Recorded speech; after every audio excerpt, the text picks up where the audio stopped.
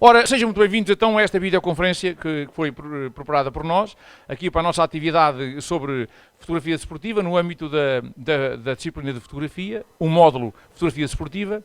Como, portanto, nós vamos fazer uma atividade aqui concreta que é fotografar o corta-mato, que vai acontecer dentro em breve aqui na escola. Portanto, preparámos aqui uma videoconferência com um fotógrafo profissional que, curiosamente, e só curiosamente, já foi vosso professor, portanto já esteve cá na escola também a dar disciplinas de fotografia, mas como é uma pessoa amiga já, portanto vosso professor, e é um profissional na área, vai-nos de certeza enriquecer com alguns ensinamentos pela visão e pelo olho de um profissional, não é? Portanto, Ricardo, antes de mais, muito bem-vindo, muito obrigado em nome dos alunos e em meu nome pessoal, teres acedido a esta conversa à distância, e é muito agradável ver-te, era muito mais agradável ver-te fisicamente, mas isso vai ser em breve, que contamos todos.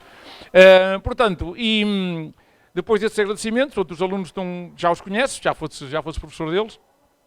E para não perder muito mais tempo, portanto, vou dar a palavra para começares a falar genericamente então sobre fotografia desportiva e sabendo que a atividade que está preparada para os alunos é a cobertura do corta-mato escolar.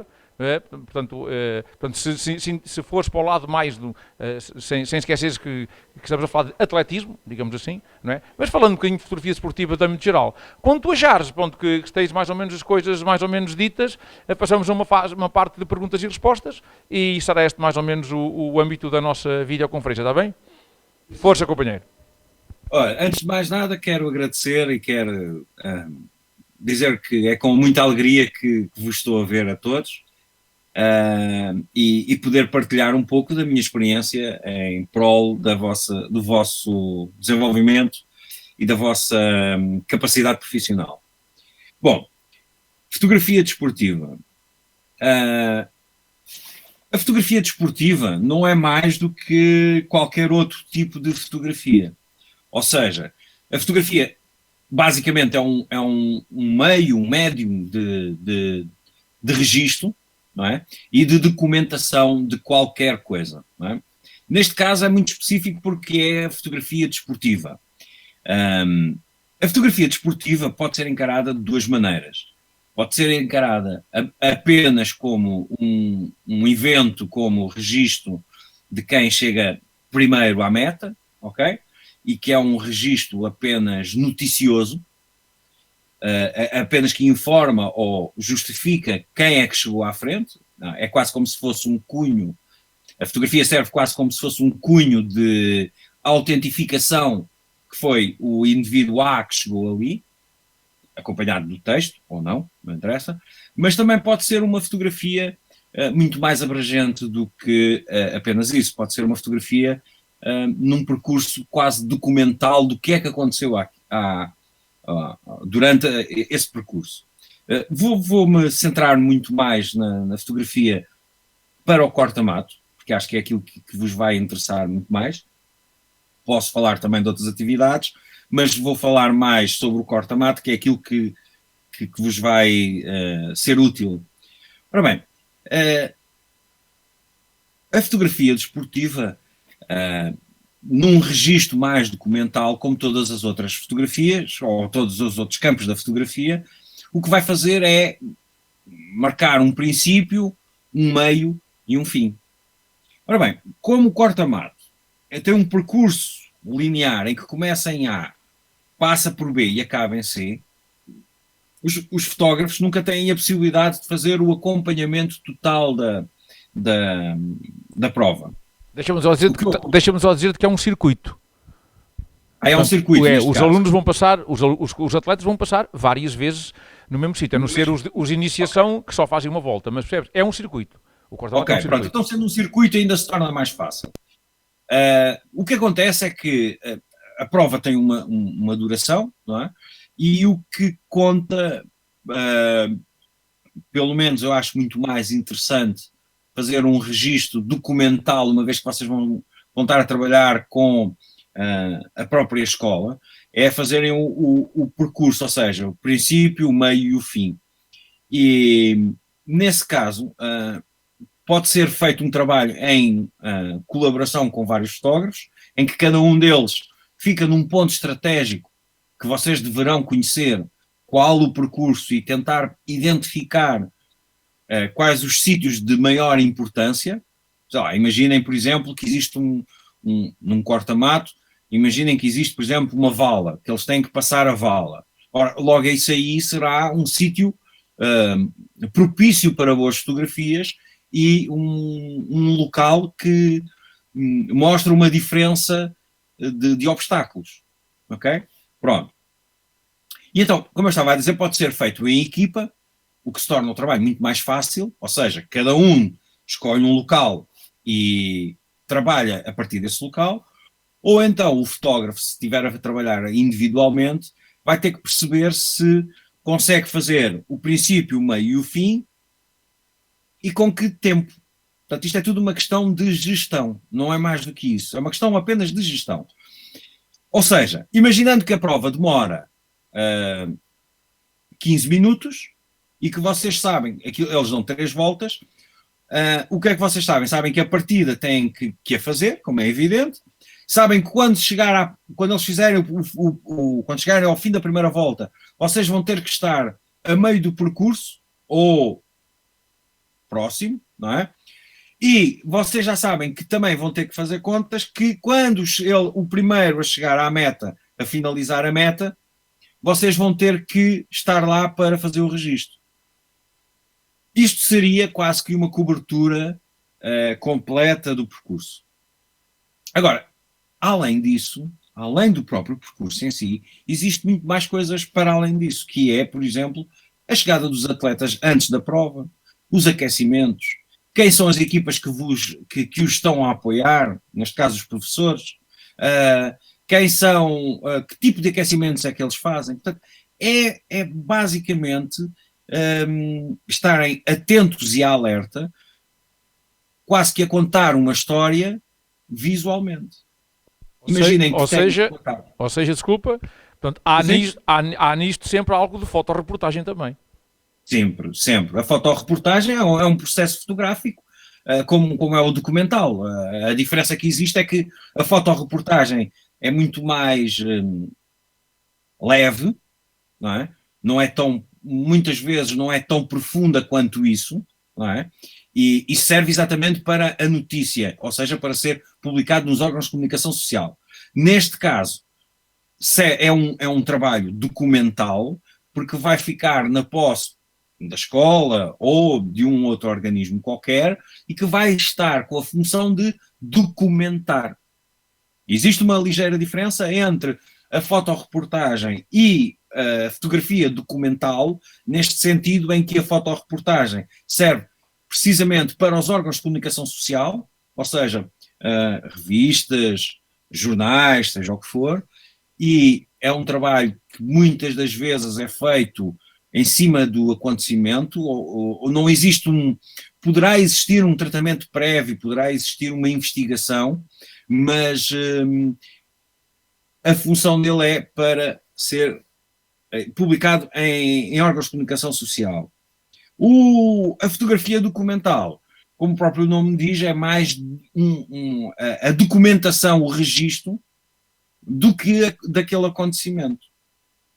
Não sei se me estou a explicar assim muito bem, mas são muito semelhantes, são irmãos gêmeos, ok?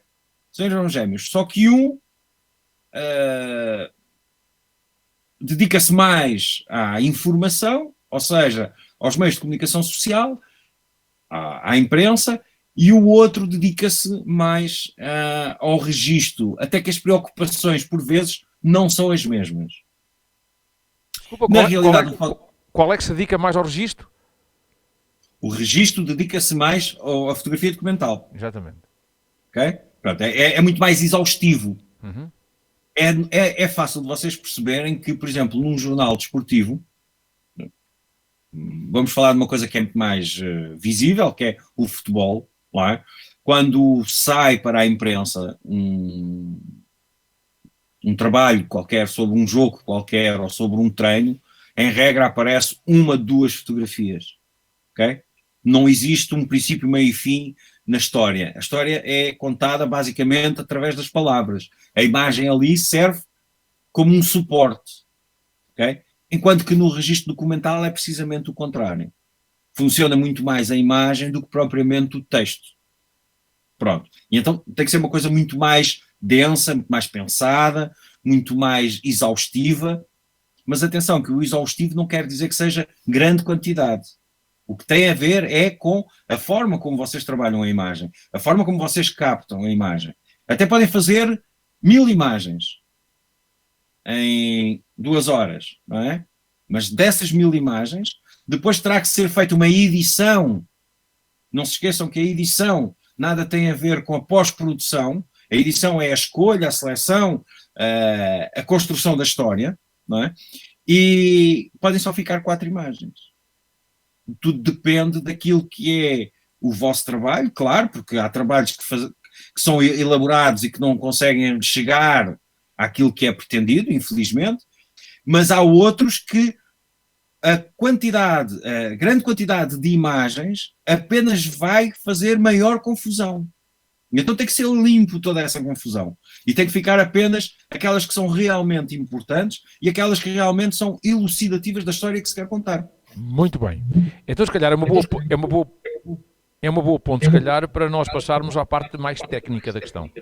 Sim. Não é? Que é, exatamente, falaste em quantidade de fotografias, é exatamente, se calhar, uma ponto boa para a gente agora falar no equipamento, não é? Ou seja, no modus operandi da questão. Pronto, que equipamento levar, pronto, a gente sabe uma câmara de certeza, mas depois que tipo de objetivas, que tipo de modos há na câmara, queres ir um bocadinho por aí agora? Sim, sim. Em regra tem que ser uma câmara que seja muito rápida, não é? Porque nós estamos a trabalhar principalmente com velocidade. Vamos dar prioridade à velocidade do obturador. Porquê? Porque as pessoas estão a correr, nós queremos congelar a imagem, não queremos que tenha arrastamento, a não ser que queiramos ter uma imagem muito mais artística, mais plástica, mas isso já começa a sair fora daquilo que é o registro documental, ok? E, portanto, teremos que estar a trabalhar com velocidades rápidas. Não vou lançar valores, porque tudo depende também muito, mas vamos ter que dar prioridade ao obturador e vamos ter que prejudicar um bocadinho, talvez, a sensibilidade. Isto porquê? Porque como estamos a trabalhar com valores altos de velocidade, vai-nos reduzir o campo, a profundidade de campo. Logo, se vai reduzir a profundidade de campo, a maior probabilidade de errarmos a imagem, a probabilidade de errarmos a imagem vai ser maior. Logo, o que nós vamos ter que fazer vamos ter que estar a trabalhar com ISOs mais altos, ok? Pronto. Claro, vamos ter que utilizar teleobjetivas, porque uma 50mm ou mesmo uma 70mm, ficamos com uma distância de tal ordem ao sujeito a ser fotografado, provavelmente, que se calhar não vai ao encontro daquilo que é pretendido. No entanto, há várias maneiras de o fazer de outra maneira, é encostarmos à pista, não sei se a pista tem condições para que possamos lá estar, se tipos de segurança, pronto, é muito relativo, mas em princípio num trabalho desses trabalha-se sempre com teleobjetivas e, sei lá, a partir de 200, 150, 200, a partir daí, qualquer coisa assim desse género, até para que nós não estejamos de forma a perturbar os próprios atletas, que é importante também essa relação entre o respeito que temos que ter perante os outros, não é? Nós queremos fazer o nosso trabalho, mas não podemos interferir com o trabalho dos outros. Temos que arranjar esse equilíbrio entre uma coisa e a outra. Olha, Ricardo, estás a ouvir? Sim. Sim, vamos se calhar começar a interagir um bocadinho. Vou começar aqui com a Karen, então, para mim, que ela quer te fazer uma pergunta já dentro desta temática da técnica, que ela fazer uma pergunta, está bem? Sim, senhora. Olá. Olá, Karen. Qual seria a objetiva mais adequada para levarmos? Ok. Eu comecei a falar sobre os objetivos. Deixa-me só falar. Diz, desculpa. Se pudéssemos escolher, claro. se vocês pudessem escolher, eu A Karen está um bocadinho, eles estão todos com um bocadinho de receio, ó Ricardo, estás a ver? Sabes que isto de falar para microfones e para câmaras, esta malta é muito complicado. Muito complicado. E estamos à vontade, que é isso. E ao mais estamos em família. Estamos em família. A Karen estava a falar, estava a tremer. não vale a pena, cara. Porque a pergunta que ela queria fazer, não sei qual era imagina, porque eu já lhes lancei essa pergunta aqui, que era, imagina tu entras numa loja, não há, aqui na escola temos um handicap, que são as câmaras que temos, e são as objetivas que temos, e como sabes não são boas. Mas se tu fosses livre de escolher, entras numa loja, tens 10 mil euros para gastar em objetivas, o que é que tu compravas? O que é que tu Não chegava. Não chegava.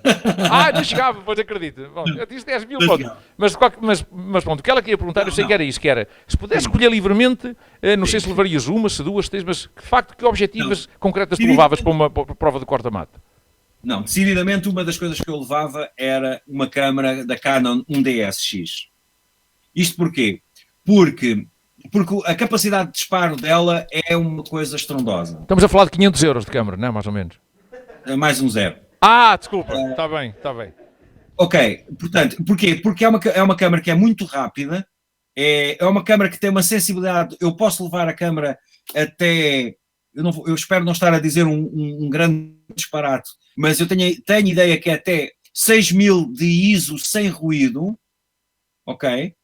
E ora, com essa câmara eu posso levar a profundidade de campo até extremos e posso utilizar a velocidade até extremos. Portanto, isso era logo a primeira coisa que eu faria, era essa câmara. Depois, voltando um bocadinho atrás, como eu estava a dizer, a fotografia pode ser feita antes do evento, durante o evento e depois do evento. Antes do evento e depois do evento, eu nunca trocaria a minha 50mm, porque é uma objetiva que me permite ter uma proximidade e uma liberdade de trabalho incrível. Okay? Para mim, a lente de trabalho é 50mm quando estou frente a frente com as pessoas. Porque é próxima do olho humano, porque não cria distorções, abaixo começa a criar distorções, acima começa-me a criar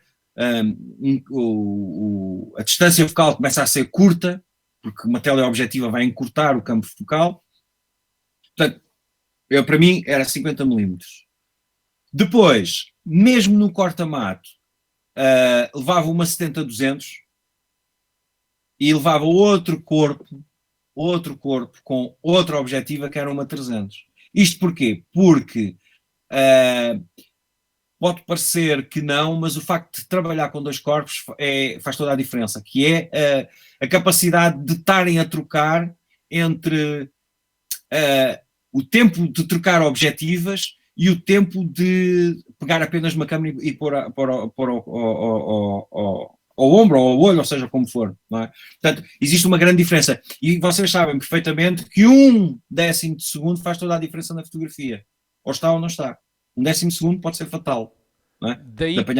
Daí que, corrija-me se eu estiver errado, que apesar de haver lentes, nós até temos aqui uma com uma amplitude focal enorme, como 18-300 ou 18-400, normalmente um fotógrafo prefere ter dois corpos por uma questão de que essas lentes normalmente não têm a qualidade que têm as lentes premium, correto? Sim, exatamente. E quanto maior for a distância, ou seja, uma 300 fixa, não é, tem uma qualidade superior a uma 70-300 ou uma coisa assim. Porquê? Porque o jogo de ótica, como a ótica está para zoom, não é? Tem mais elementos de vidro, o que vai fazer uma distorção na imagem. Logo a qualidade da imagem decai. Portanto, as fixas para mim para mim, para a maior parte das pessoas, mas isso também é uma questão de qualidade, são por excelência as coisas. Ok. Ninguém quer perguntar. Sim. O Zé vai falar. Você agora está a falar sobre as objetivas, mas eu estava a pensar no que nós devemos de fazer numa fotografia, que se nós neste ramo temos que olhar mais para a estética da fotografia ou só mesmo para retratar o momento. Não sei se está a perceber. Percebo. E isso é uma pergunta que é muito pertinente e é uma pergunta que muitas das vezes eu faço a mim próprio e acho que toda a gente faz essa pergunta. E isto porquê? ah, eu vou tentar condensar isto de forma a que seja perceptível. Que é o seguinte: até à evolução da fotografia como produto digital, todo o processo fotográfico era um processo mais lento e com certas e determinadas limitações. Limitações que eu não acho que sejam limitações, são processos de trabalho, que permitiam que a pessoa pudesse pensar na imagem e pudesse retratar aquilo que está a ser o tema. Okay? A partir do advento do digital, o que acontece é que massificou-se a fotografia. E vocês hoje com um telemóvel, ainda há pouco tempo foi considerado uma fotografia emblemática dos incêndios deste verão, foi um bombeiro que a fez no cimo da torre. E ele fez-lo com um telemóvel. Ok? Portanto, a fotografia agora tem acesso, toda a gente tem acesso. E eu até, de certa maneira, até concordo que assim seja. Agora, há um outro risco que é as pessoas agora andam também sempre muito preocupadas em fotografar bonito, mas a mensagem que vai lá dentro começou a ser esquecida. Eu vou dar um exemplo, que é a fotografia da World Press Photo que venceu o ano passado já não lembro qual era a rúbrica, mas que era uma fotografia tirada à noite por um fotojornalista de uma criança que é passada de um lado da fronteira para o outro no meio de um arame farpado, ok? Ora bem, se formos analisar esteticamente essa imagem, os puristas da imagem vão dizer que a imagem não vale nada, porque ela está escura, está cheia de grão, não sei, por aí fora. Agora, o que importa na fotografia... Ricardo, desculpa. Isso Sim. Não entra aí um bocadinho uma tal de semiologia que nós estamos agora a abordar também? Claro. Pois entra. Ou seja, os signos que a fotografia tem, a informação que a fotografia tem, aquilo que a fotografia representa em termos de simbolismo, não é? Exato. Pois, e é isso que se está a perder com... Análise semiótica da imagem, não é? Exatamente. É isso que se está a perder com a fotografia digital. É que toda a gente anda muito preocupado com o objetivo X, com o corpo Y, com se é editado com o programa A ou B ou C, e é tudo muito bonito, é tudo muito vermelho, é tudo muito verde, é tudo não sei o quê. Mas na realidade nós olhamos para a imagem, é bonita sim, mas e então? Isso deixa de ser, quer dizer, continua a ser fotografia, evidente, não é? Mas eu costumo, e vocês lembram-se perfeitamente, que eu dizia, o meu filho mais pequeno consegue fazer fotografias ótimas. Portanto, indo ao encontro daquilo que eu estava a dizer, é um bocadinho tanto de uma coisa como de outra. Há que ter necessidade. Às vezes o que nós temos que fazer é optar por ou uma coisa ou outra. Zé, não te estou a ouvir. Então você está a dizer que a parte artística não é mais importante neste tipo de fotografia, basicamente. Nós não precisamos de olhar para a parte artística, é mesmo só para retratar o momento. Não é isso que eu se calhar expressei-me mal. O que eu estou a dizer é que tu tens que fazer escolhas e tens que ter em atenção as duas coisas. Porque neste momento o que te importa é registar o momento, certo? Tu vais lá com o intuito de registrar o momento, mas tens que fazer de maneira que seja agradável. Se tu fizeres uma fotografia a documentar as coisas, ok? Mas que na realidade fazes os enquadramentos todos torcidos, com distorção de imagem e por aí fora, não é? Deixa de ser, continua a ser um registro, mas deixa de ser um registro apelativo. Deixa de ser um registro feito com cabeça. Esse é que é o grande segredo da fotografia, que é saber equacionar as duas coisas. Consegui-te brilhar mais, Zé? Tá bom. Tá? Pastor, boas. Diz. É o Miranda aqui. Diz, Miranda, estou-te ouvindo. E em termos de flash, aconselhava usar algum tipo de flash? Não? Opa, o flash é fundamental. O flash é fundamental. Mas tens que saber usá-lo. Ou seja, o flash, contrariamente ao que a maioria das pessoas acha, que o flash é só para quando se fotografa à noite, está errado. O flash é utilizado até maioritariamente de dia do que à noite. Porque, por exemplo, tu, se fores fotografar ao meio-dia, se a prova for feita ao meio-dia, o que é que te vai acontecer? Um dos lados fica completamente iluminado, com aquela luz dura, e do outro lado fica completamente às escuras. Não é? Lá entramos outra vez naquilo que o Zé estava a falar, que era a estética. Certo? Portanto, ele tem que compensar Claro que sim, claro que sim. com a luz do flash para a sombra. Pá, uma vez que estamos a trabalhar com fotografia muito rápida, que é fotografia desportiva, tem que ser um flash com capacidades de carregamento. Ou seja, que faça disparos rápidos e que acompanhem o disparo da câmara fotográfica. Agora, Miranda, não me peças qual é a marca do modelo. Sim, mas aconselhava então a usar o flash. Sim, depende das situações. Imagina que tu tens, por exemplo, o dia está nublado, não é? Sim. Imagina que o dia está nublado, não vais precisar. Ou imagina que é às 10 da manhã. Sim. Agora, se for ao meio-dia que cria grandes sombras, claro que se vai estragar a imagem. Sim, então, por exemplo, até ao meio-dia se calhar era melhor levarmos um flash por causa disso mesmo. Exatamente, é aconselhável levar um flash. Sim, porque o que importa aqui não é muito a fotografia estética, mas sim a mensagem que a fotografia está a dar. Calma, Miranda. O que importa são as duas coisas. Sim. O que acontece é que a mensagem pode ser passada não só pelo campo estético, mas também pela coerência do seguimento das imagens. Estás a perceber? Ok. Aquilo que eu quero dizer é o seguinte: quando eu digo que aparecem imagens muito bonitas, vermelhas, não sei o que mais, mas que não me diz nada, agora imagina que tu tens essa bonita, essa fotografia vermelha, bonita, mas que diz informação. Sim. A questão é que as informações nas imagens, bonitas, a maior parte das pessoas não a tem. É aquilo que se pode chamar ruído. Setor, Sim. qual é o modo de medição de luz mais adequado para este tipo de fotografias? O modo de medição de luz neste caso será o matricial, porque tu não vais ter possibilidades de ir ao pontual fazer a medição, não é? Tu tens que utilizar o matricial, não tens outra solução.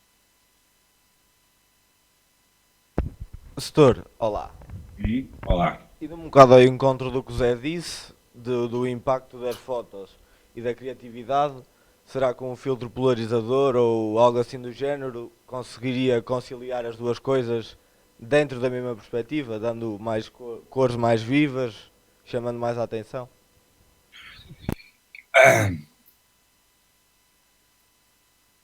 Eu acho que o polarizador só é utilizado, imagina, o polarizador o que faz é apenas, ok, satura a cor, é certo, mas satura a cor porque te baixa a leitura da luz, certo? Ou seja, vai-te comer luz.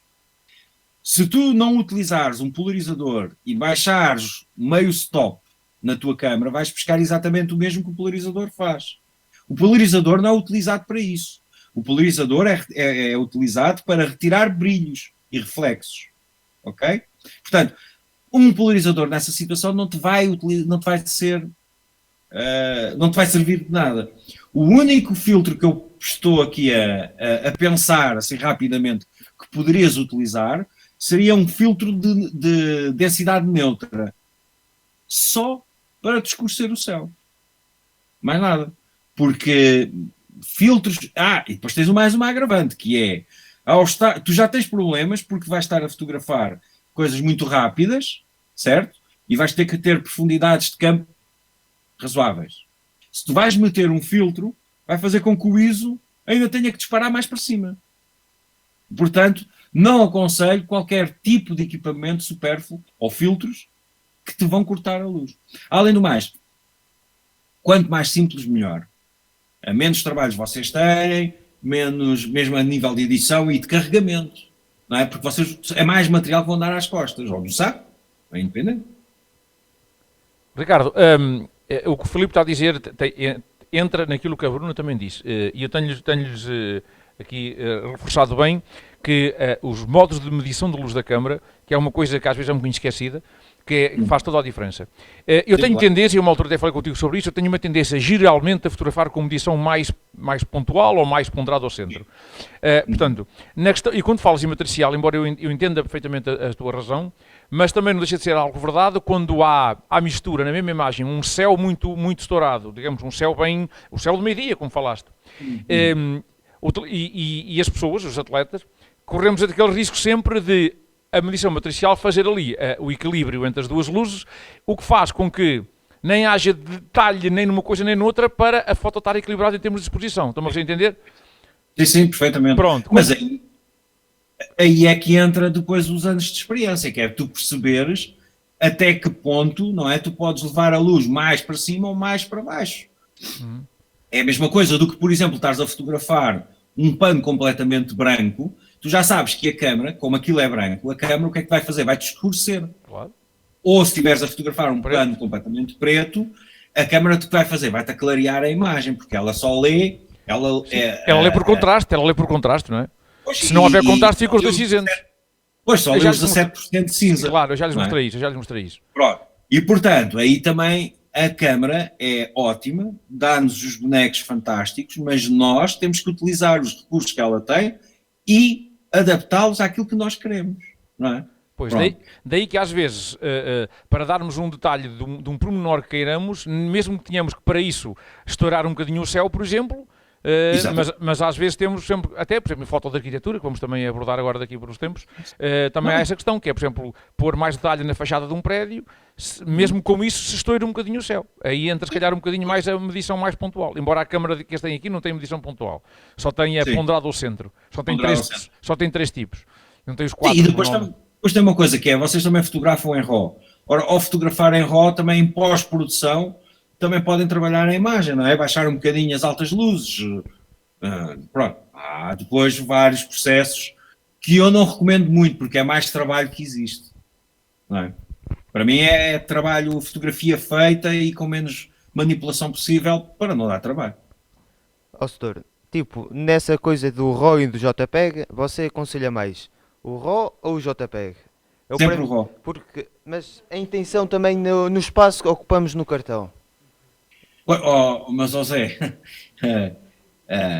quando não se tem cão, caça-se com gato, não é?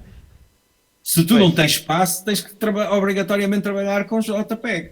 Agora, se tu errares por algum motivo a fotografia, em JPEG tu tens pouco campo de manobra, ok? Além do mais, o JPEG tem um problema que é a compressão da imagem, e tu trabalhas com aquilo muito pouco. A única coisa que podes fazer é aumentar um bocadinho, 1/4 de stop, uma coisa assim, há pouca permeabilidade. E depois prende-se também com uma coisa que é o registro. O JPEG, cada vez que vocês abrem o JPEG, perde 0,01% ou por outra. Cada vez que é aberto um documento em JPEG, esse próprio JPEG é comprimido outra vez 0,01%. Ou seja, daqui... Nós estamos a falar numa coisa que é daqui a 50 anos. A imagem já tem menos 20% de compressão do que saiu do original. Enquanto que em TIFF ou em RAW,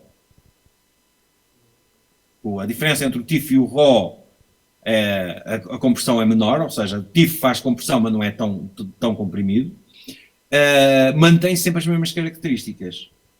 Ok? Portanto, eu entendo que há certos determinados trabalhos que necessitam até de rapidez, porque a gravação em RAW é mais lenta do que em JPEG, mas eu prefiro sempre trabalhar em RAW, não tanto pela capacidade de trabalho em pós-produção, mas sim por uma segurança daquilo que é o documento. Porque, olha, eu vou-vos mostrar aqui uma coisa que tenho, por acaso que nem de propósito. Vocês sabem o que é isto? Conseguem ver ou não? Assim. Vocês conseguem ver isto? Sabem o que é isto? Isto é um negativo espelho, é um de espelho. chapa de vidro. Isto é um negativo de chapa de vidro de 1910. Está aqui na minha mão. Tá Ok? fixe. Os vossos RAWs ou JPEGs, quanto tempo é que vão demorar? Pois. Pois. Pois. É que a informática é muito bonita.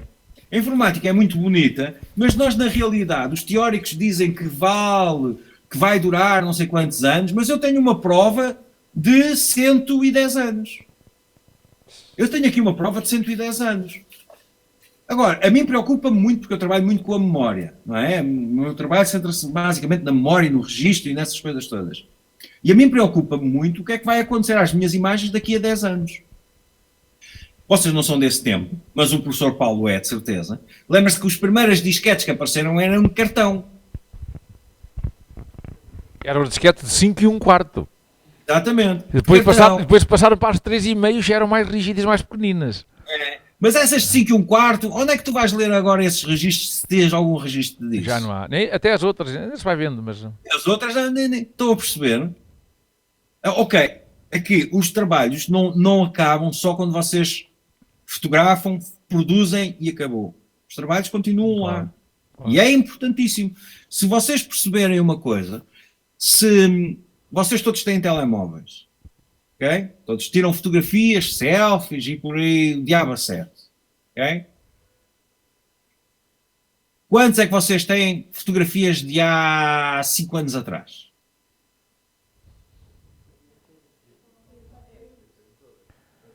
Vês? No meio de tantos. Ok? Se vocês forem falar, reparem uma coisa, se vocês forem falar com os vossos pais, com os vossos avós e por aí fora, vocês ainda continuam a ter fotografias e recordações daquilo que eram os vossos avós, vossos bisavós e por aí fora. A fotografia teve essa evolução exatamente por causa disso. Estamos É estamos num mundo volátil, né? Nós estamos num mundo volátil. Estamos num mundo volátil e não temos certas determinadas preocupações. Mas, fazendo outra vez a ponte para o que nos traz aqui, senhora. e também vai ser a minha última intervenção, também já temos há um bocadinho de tempo e se calhar as coisas mais importantes já foram ditas, que é ainda a ver com a questão do JPEG e do RAW, faz um bocado de diferença. É que se nós nos lembrarmos apenas qual é o objetivo desta reportagem que eu vou fazer, que é fotografar o corta-mato e publicar para a comunidade escolar as fotografias, que de certeza, como tu dizes, daqui por 2 anos já não quer saber do corta-mato para nada, percebes? É para espalhar e depois cada um ir tirar as suas fotografias e guardar, não é? E olhando sobretudo ao tempo que não vamos ter de pós-edição, portanto não vou ser, pode haver alguma pós-edição, mas alguns cortes, agora aquela pós-edição profunda não vai haver de certeza, portanto não se pode considerar um erro propriamente fotografar a JPEG, Ricardo. Não é uma questão de erro, é uma questão de opção. Claro. É apenas, não é? Eu tenho colegas meus que só trabalham em JPEG. Sim, claro. O WordPress Photo, neste momento, o WordPress Photo só está a aceitar trabalhos para prémio em JPEG. Claro, exatamente. Okay? Portanto, isto é tudo uma questão de opções, é a mesma coisa do que, então o que é que tu queres? Que câmera é que tu queres? Eu quero a D1, não é? Pois. Se for ilimitado, eu quero a D1. É tudo uma questão de opções. Nada, na fotografia nada é errado. Até mesmo aqueles que são os planos, os planos que estão completamente fora de contexto. Importas-te repetir essa frase? Do quê? Essa que disseste Na agora? fotografia nada é errado. Diz outra vez, mas mais devagarinho. Na fotografia nada é errado. Ouviram, meninos? Acho que isto é uma frase fantástica, não é? Tão simples, mas acho que é fantástico. Porque é assim a evolução das coisas, é a maneira como nós trabalhamos, é a maneira como apresentamos as coisas, tem tanta coisa a ver, tem a ver com a vossa cultura visual, tem a ver com... tem muita coisa. A fotografia não é apenas uma forma de registar. Pronto, não é apenas um clique. São formas de registar, são formas de estar na vida, são formas de ver as coisas. Isso é que faz a fotografia uma coisa tão fantástica. Pronto, então vamos fechar aqui esta videoconferência. Agradecendo, Ricardo, mais uma vez, pronto, a tua disponibilidade, acho que foi fantástico, as condições acabaram por se reunir, portanto acho que nós ouvíamos-te lindamente e tu a nós também, portanto felizmente temos aqui algumas condições na escola para isto e a coisa correu muito bem. Portanto, e mais uma vez agradecendo-te imenso a tua disponibilidade e a tua sapiência fotográfica. Sempre que quero. Muito bem, e contamos contigo um dia desses, obviamente com a tua presença física, sobre a qual até peço que não desligues, vamos falar um bocadinho mais a seguir, embora vamos fechar oficialmente, digamos assim, esta videoconferência sobre fotografia esportiva do Quarta Mata. Ricardo, muito obrigado. Meninos, despeçam-se do professor Ricardo. Muito obrigado, companheiro. Até já, Obrigado. até já. Tchau, tchau.